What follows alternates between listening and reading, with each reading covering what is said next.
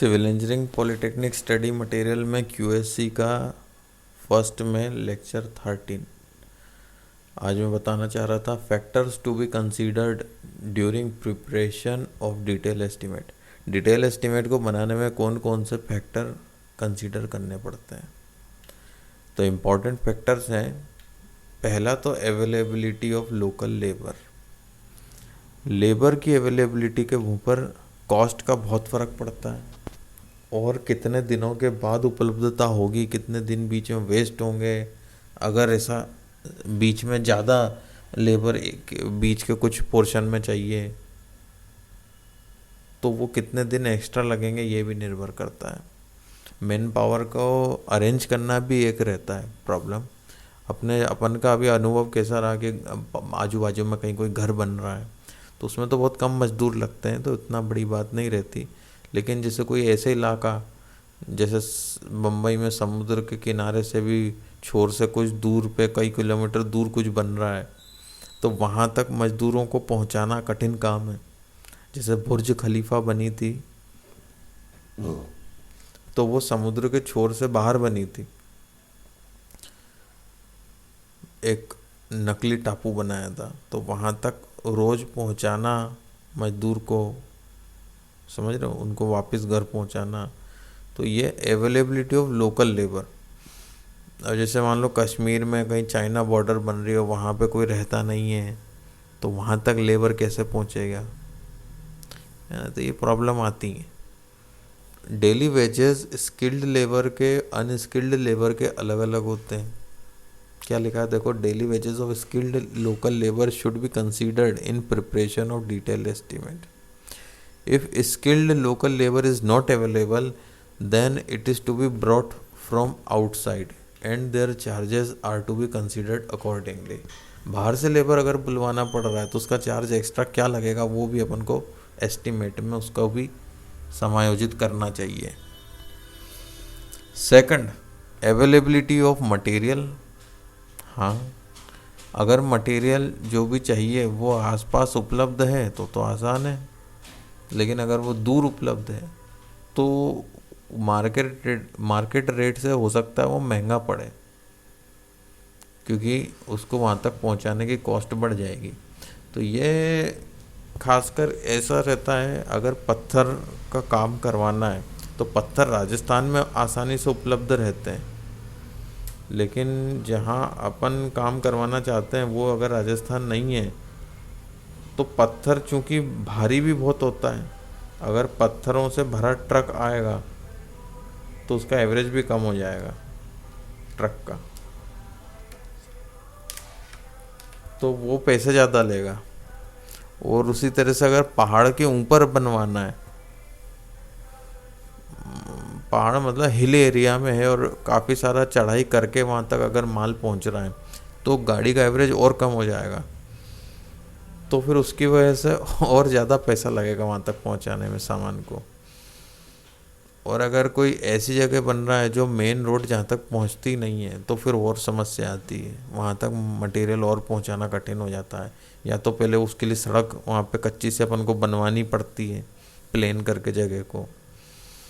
तो material availability का issue, इस पे भी बहुत कुछ निर्भर करता है कि अपन को मटेरियल का रेट कितना पड़ेगा।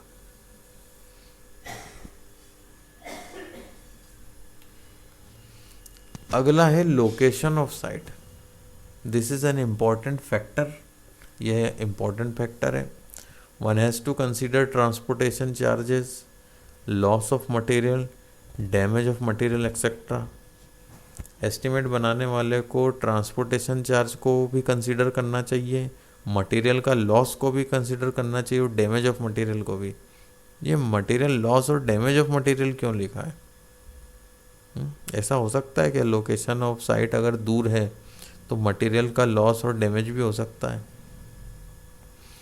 ऐसा संभव है। मान लो मेन रोड साइट तक नहीं जाती और कच्चा रोड भी नहीं है, वहाँ तक माल पहुँचाना है, तो जैसे कुछ जगह होता है ना कि वो गधों या खच्चर के पीठ पे उसको ईंट को फिर लाद के उस, क्योंकि पैदल पैदल ले जाना पड़ेगा, वहाँ वाहन नहीं जा रहा है, तो या लोगों की मदद से पहुंचाना पड़ेगा सामान, तो हो सकता है कुछ थोड़ा बहुत गिर जाए, ईंट वो टूट जाए।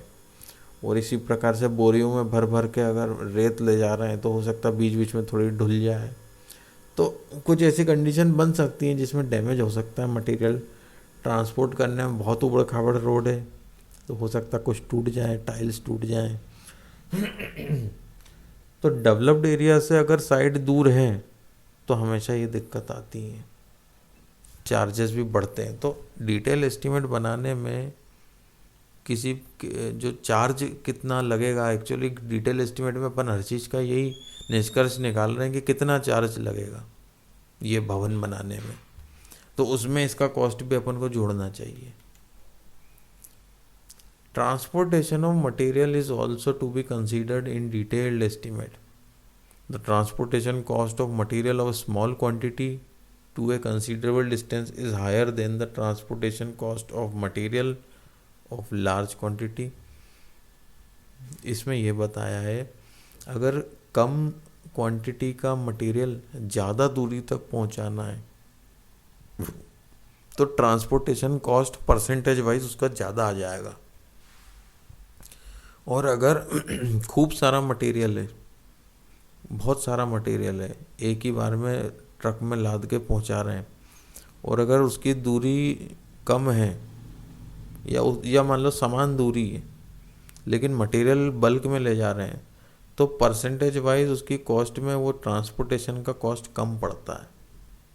ये बात इसलिए हो रही है अगर प्रॉपर रखने की जगह प्लानिंग के साथ अगर सामान मंगवाया जाए तो ट्रांसपोर्टेशन कॉस्ट को अपन परसेंटेज वाइज थोड़ा कम कर सकते हैं। अपन ज़्यादा माल एक साथ भरवा के एक ही ट्रक में मंगवा सकते हैं, लेकिन इतना ज़्यादा भी नहीं मंगवाना है कि वो एक्सपायरी हो जाए और ख़राब हो जाए, तो फिर और नुकसान है।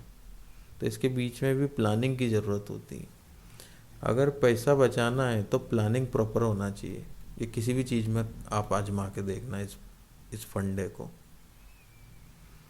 क्वांटिटी ऑफ मटेरियल, ज़्यादा क्वांटिटी का मटेरियल एक साथ मंगवाया तो क्या सस्ता पड़ सकता है, डिस्काउंट मिल सकता है? हाँ, मिल सकता है। For a large construction project, एक बड़े कंस्ट्रक्शन प्रोजेक्ट के लिए a large quantity of material is required. Large quantity material की आवश्यकता है and it can be purchased at lower rate, और उसे कम रेट में परचेज किया जा सकता है। So the rate of material is to be considered according to the volume of work. तो मटेरियल का रेट कितना बड़ा कार्य है उस बेसिस पे कंसीडर करना चाहिए कि रेट क्या होगा। ये सब लिख लो, नोट्स बना लो, इसका सवाल आ सकता है।